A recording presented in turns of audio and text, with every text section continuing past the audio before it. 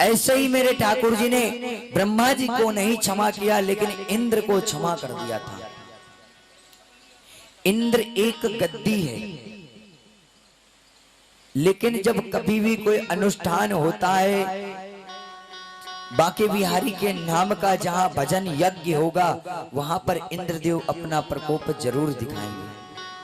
वो इसलिए दिखाते हैं कि शायद ये जो यज्ञ हो रहा है, शायद इस प्रपंच से तो नहीं हो रहा है कि मेरा जो सिंहासन है उसे छीन ले, लेकिन ऐसा नहीं बताते हैं, क्योंकि ठाकुर जी स्वयं खुद को पुजवाते हैं। किसी का सिंहासन और गद्दी छीनने के लिए पूजन नहीं कराते हैं।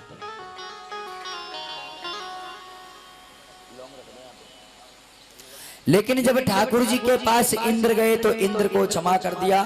सारे ब्रजवासियों की आज ठाकुर जी ने रक्षा की। जब ठाकुर जी ने ब्रजवासियों की रक्षा की, इधर जब पूरे ब्रज में पानी था, तो एक बार माता जानकी ने राम जी से कहा कि स्वामी,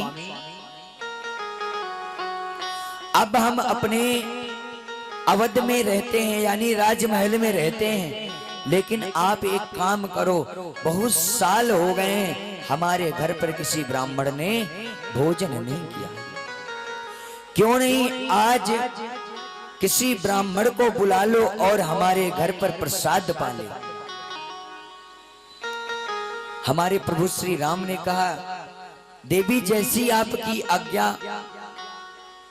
आज श्री राम जी ने अगस्त मुनि को निमंत्रण दिया। अगस्त मुनि महाराज एक ब्राह्मण थे, परम तस्वी संत थे,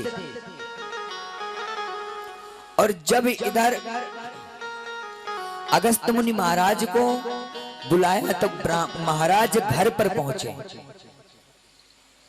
आज राम जी ने हाथ जोड़ करके नमस्कार किया, माता जानकी ने नमस्कार किया और कहा कि ब्राह्मण देवता का आगमन हो गया है, इनको प्रसादी प्राप्त करो। आज जैसे अगस्त मुनि गए, माता जानकी जी और राम जी ने अगस्त मुनि का तिलक किया, वंदन किया और एक आसन जमीन पर लगा दिया, और राम जी ने कहा कि महाराज आसन पर विराजमान है। अब जैसे ही अगस्त मुनि महाराज जैसे आसन पर विराजमान हो गए, अब माता जानकी भोजन परोस के लेके आई। जब भोजन लेके आई, महाराज जी ने मंत्र बोलकर उच्चारण करके भोग लगाया। प्रभु का जब भोग लगाया, उसके बाद महाराज भोजन को पान करने लगे। लेकिन जैसे ही महाराज भोजन को पान करने लगे, माता जानकी रसोई घर में है, प्रसादी को तैयार कर रही और महाराज के आगे रख देती। अब महाराज जी एक युग में खाते थे तो एक युग में पानी पीते थे। अब एक युग जो होता है वो कई हजार वर्ष तक होता है। जैसे कलयुग है, 4,32,000 वर्ष इसकी उम्र है, और हम इसी उम्र पर अगर ध्यान दें तो 4,32,000 कम से कम हमारी जैसी 50 पीढ़ी जब दुनिया से चली जाएंगी, तब आधा कलयुग का प्रभाव होगा संसार में। अभी कलयुग को चलते चलते केवल 5,000 वर्ष हुए। आज के 10 साल पहले जो था जमाना, वो आज है क्या? जैसे जैसे कलयुग की उम्र बढ़ेगी, वैसे वैसे इंसान की उम्र घटेगी। जानते हो क्यों? क्योंकि इतने पदार्थ बन गए हैं संसार में, जिसका इंसान रोज सेवन करता है तो शरीर में कोई ना कोई दिक्कत होगी। जब वो इंसान अकाल मृत्यु मरेगा, उसके जो उम्र का समय था और उम्र से पहले जब वो मर जाएगा, तो उसकी बची हुई उम्र कलयुग के पास चली जाएगी। ऐसे ही कलयुग की उम्र बनी है। और ध्यान देना, हमारा जो शरीर है, इस शरीर का जो भाग होते हैं, इसी भागों से ही हमारा पूरा शरीर नष्ट होता है। अब जैसे हम कहते हैं कि साल में कितने दिन होते हैं, साल में कितने दिन होते हैं, किसी को पता है?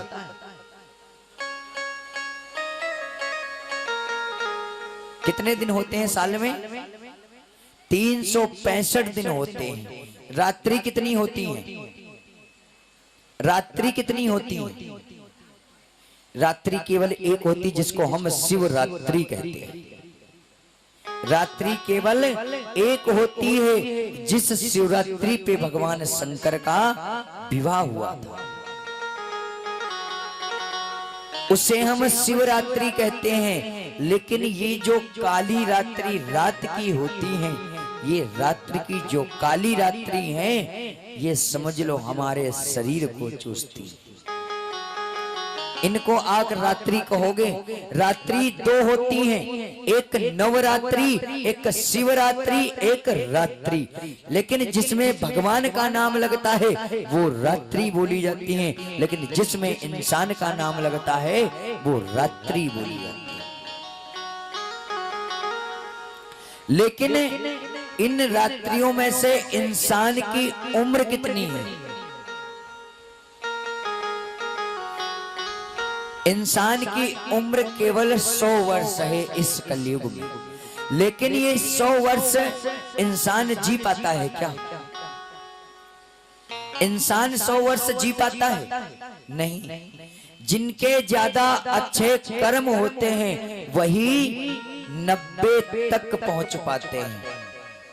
अब आधा समय तो तुम्हारा रात्रि में निकल गया और आधा समय कमाने खाने में निकल गया। अब समय तो मिला नहीं, तो भगवान का भजन कब किया? इसीलिए भगवान ने और संतों ने स्वयं कहा है कि जब आपको टाइम मिले, लोग कहते हैं कि 12 बजे के बाद पूजा नहीं करना चाहिए। क्यों? 12 बजे का कोई मुहूर्त निकल के आता है या कोई काली छाया चलती है जो पूजा नहीं करनी चाहिए? भागवत में साफ साफ लिखा है, भगवान की पूजा और जप और तप आप 24 घंटे में कभी भी ठाकुर जी के नाम का उच्चारण कर सकते हो। अगर पूजन करना है, हमारे अंदर मन में संकल्प है, तो हम भगवान की पूजा अपने घर पर रह करके भी कर सकते हैं। वृंदावन जाने की क्या जरूरत है?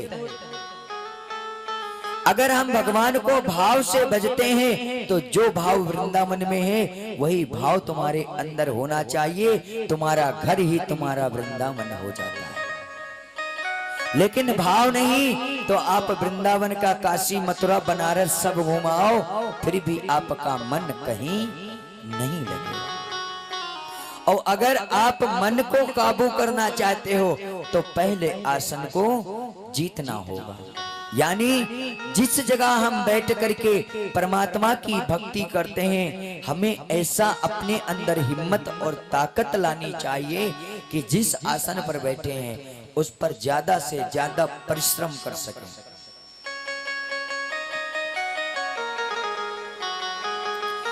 अब इस कलयुग में इंसान की उम्र केवल 100 वर्ष है। अब 100 वर्ष में से 50 रात्रि निकल गई और 50 दिन निकल गए। कितनी उम्र रह गई? 0। केवल 0 रह गई। और आपको इन्हीं 50 दिनों में ही ठाकुर जी की भक्ति करनी है, जप भी करना है, तप भी करना है और परमात्मा का ध्यान करना है और अपने गृहस्थ जीवन को भी पालना है। सबसे बड़ा जीवन कौन सा बताया गया है? संन्यास लेना या गृहस्थ को त्यागना? सबसे बड़ा अगर कोई कर्म बताया गया है तो वो कर्म है अपने गृहस्थ को यानी अपने परिवार को पालना।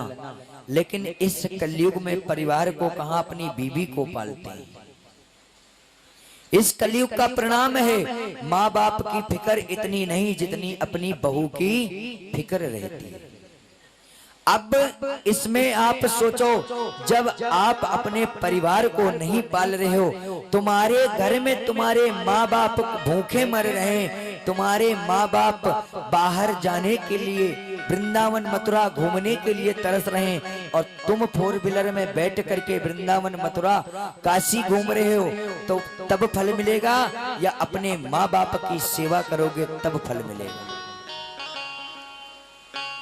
भागवत में कहा गया है सबसे पहले अपने माता पिता की सेवा करो, अपने परिवार की सेवा करो, फिर आप चारों धाम की यात्रा करोगे तो आपको फल मिलेगा। लेकिन आपके घर के राम पूजे नहीं जा रहे हैं और हम विचार बना के बैठे हैं अयोध्या का। घर में हमारे मंदिर है, उनके आगे तो कभी हम दीपक जलाते नहीं हैं और दूसरों से कहते हैं कि भैया हम तो वृंदावन हर रोज जाते हैं। फल कहाँ है? अरे तुम्हारे घर में ही भगवान का रूप जो है माता पिता है। आप किसी मूर्ति में देखो तो मूर्ति ठाकुर जी की हो चाहे देवी जी की हो, वो प्रतिमा है, उसमें प्रतिष्ठित किया गया है। लेकिन जो तुम्हारे सामने जीवित बैठे हैं आप उनको पूजो। अगर आपने संसार में उनको पूजना प्रारंभ कर दिया तो आप ये समझ लो चारों धाम की यात्रा आपकी सफल हो जाती है। लेकिन घर में माँ बाप दुखी बैठे हो और आप वृंदावन में राधे राधे कर रहे हो तो वो फल आपको राधे के नाम का भी नहीं मिलेगा। क्यों? आप देखो आज के प्रसंग में ही जब ठाकुर जी मथुरा जाएंगे, कंस का वध करेंगे, उसके पहले सबसे पहले अपने माता पिता को छुड़ाएंगे। जैसे ही माता पिता के पास पहुंचेंगे माता पिता का आशीर्वाद लेंगे, अभिवादन करेंगे यानी प्रणाम करेंगे, दंडवत प्रणाम करके उनको बाहर निकालते हैं।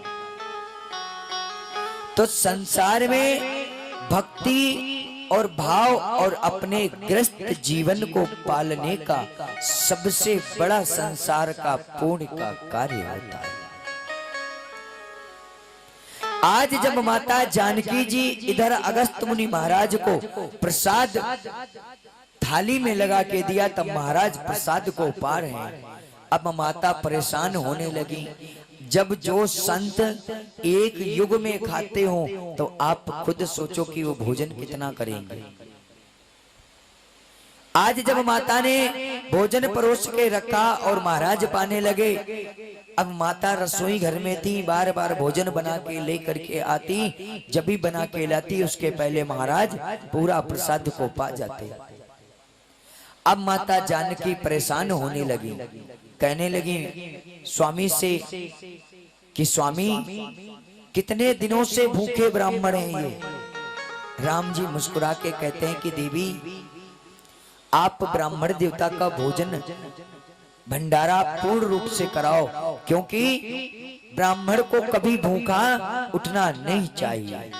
अगर भोजन कराओ तो उसको भरपेट कराओ, वैसे उसे भोजन भी मत कराओ।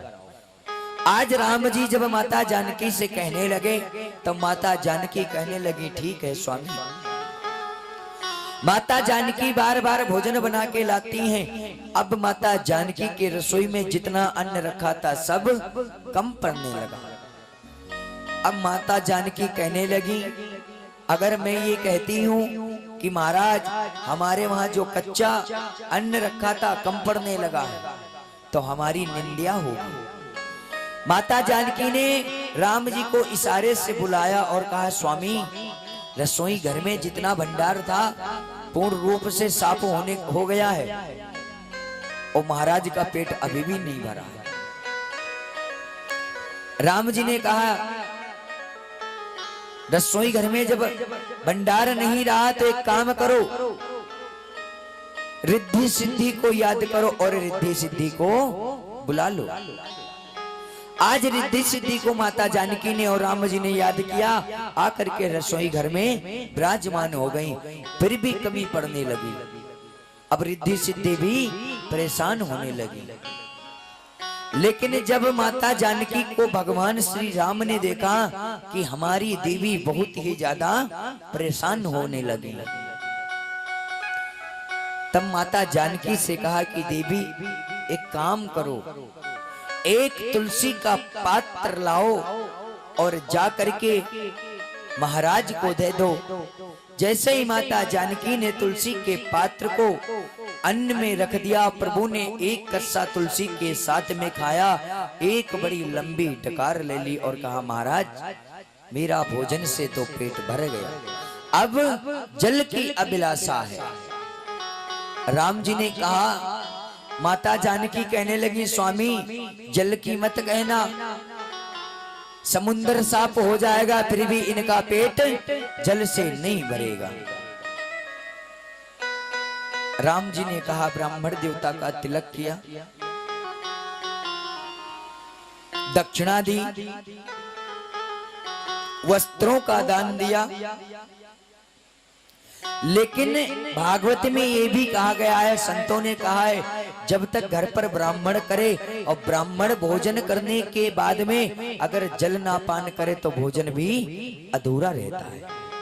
लेकिन इधर राम जी ने माता जानकी से कहा कि बहुत थोड़ा सा जल, यानी जो तुम्हारे अंजनी में आ जाए इतना ही जल अगस्त मुनि को दे दो। आज माता जानकी ने उतना जल लेकर के आई और महाराज को दे दिया। महाराज ने उस जल को ग्रहण किया और कहा महाराज आपको तो पता है कि इस जल से मेरा मन नहीं भर सकता है, लेकिन आपने मुझे इस युग में भोजन कराया है और जल कब पिलाओगे? महाराज ने कहा, राम जी ने बड़ा सुंदर जवाब दिया। कहने लगे ब्राह्मण देवता, त्रेता युग में मैंने आपको भोजन कराया है, जब मैं द्वापर में कृष्ण का अवतार लेकर के आऊंगा, जब मैं बाल लीलाओं को करूंगा, और जब यही ये पर्वत जो है गोवर्धन पर्वत है क्या, किसी को पता है?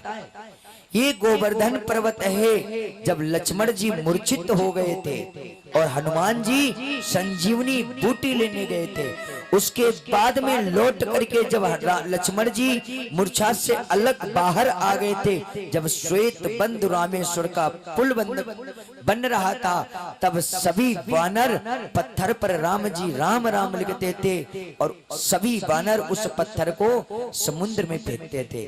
लेकिन हनुमान जी के मन में एक विचार जगा, ये छोटे छोटे पत्थरों से कब तक हम पुल बनाएंगे, क्यों नहीं एक बड़ा सा पर्वत उठा लूं। लेकिन जैसे ही हनुमान जी पर्वत की तरफ गए और उस पर्वत को उठाया और लेकर के चल दिए, तब पर्वत ने कहा कि तुम कौन हो?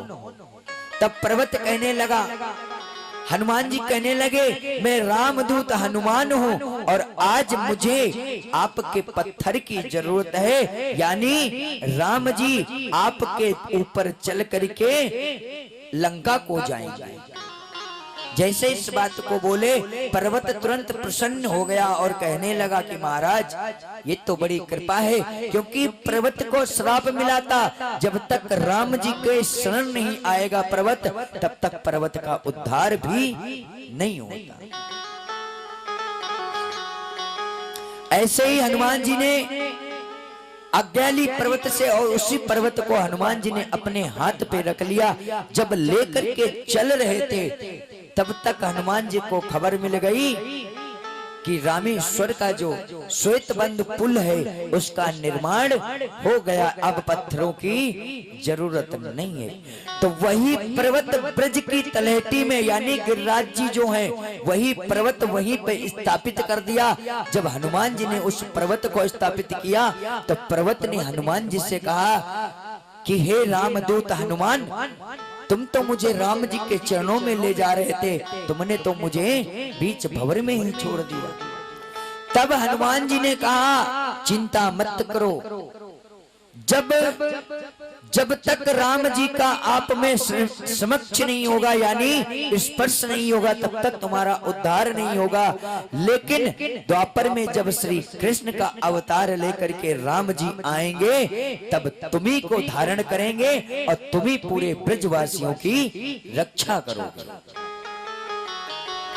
यही पर्वत है और यही पर्वत को लेकर के हनुमान जी आए थे। लेकिन संतों ने ये भी कहा है, विचार भागवत में एक ये भी बनता है कि राज्य पे दूध क्यों चढ़ाया जाता है।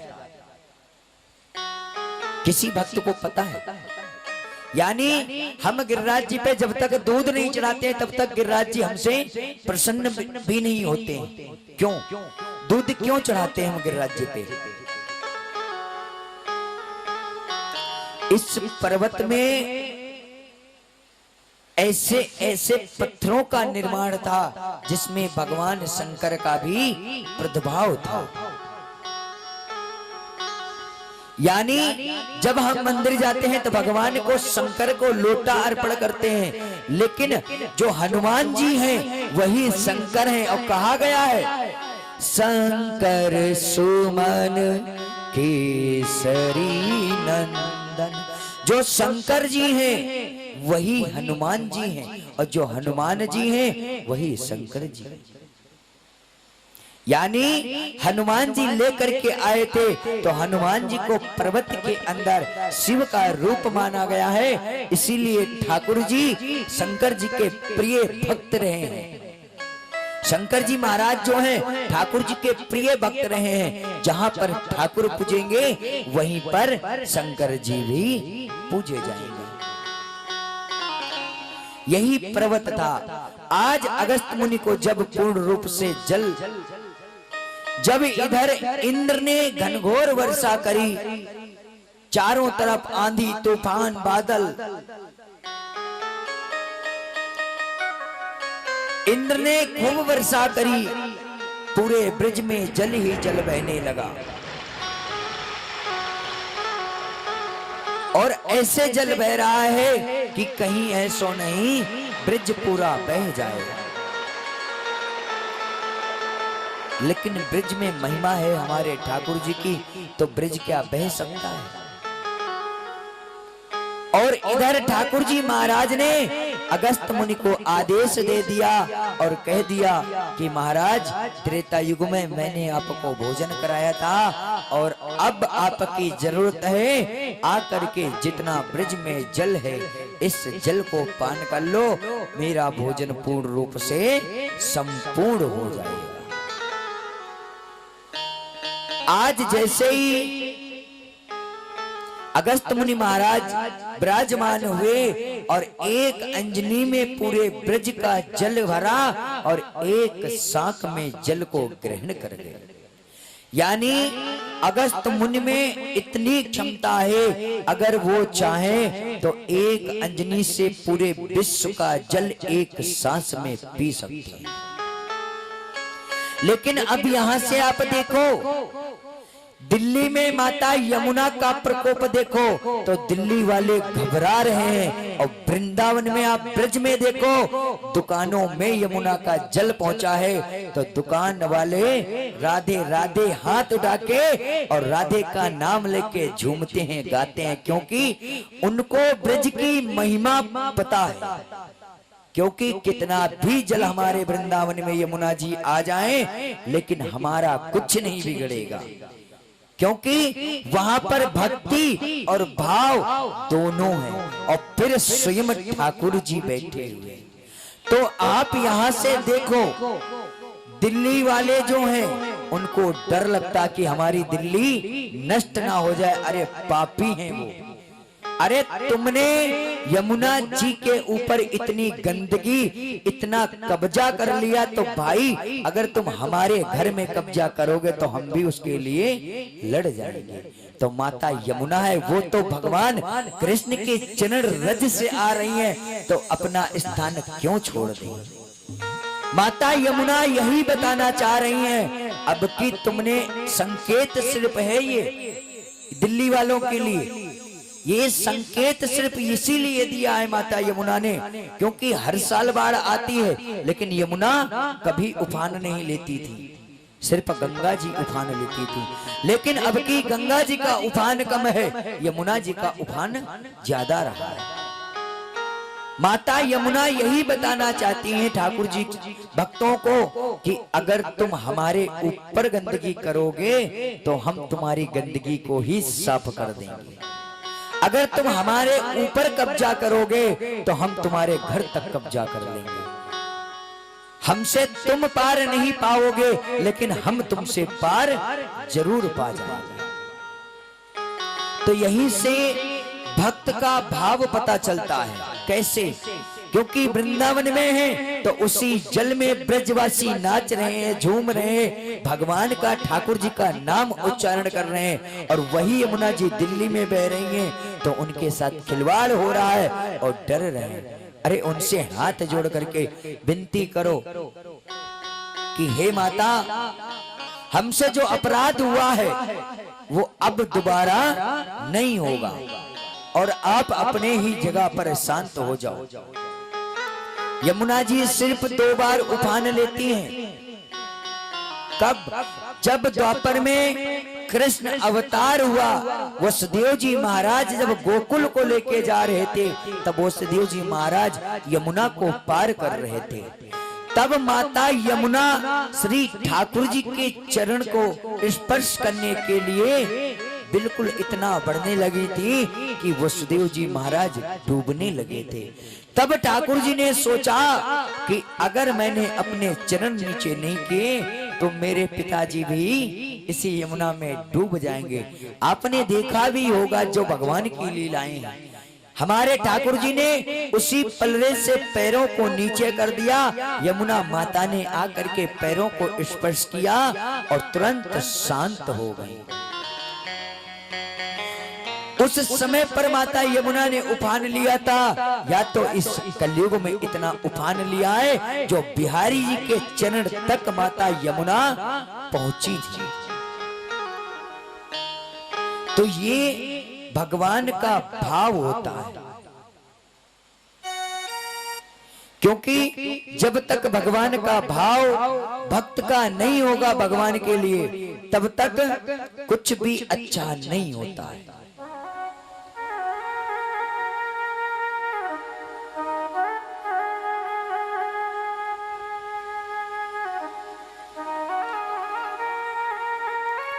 ये ठाकुर जी की कृपा है।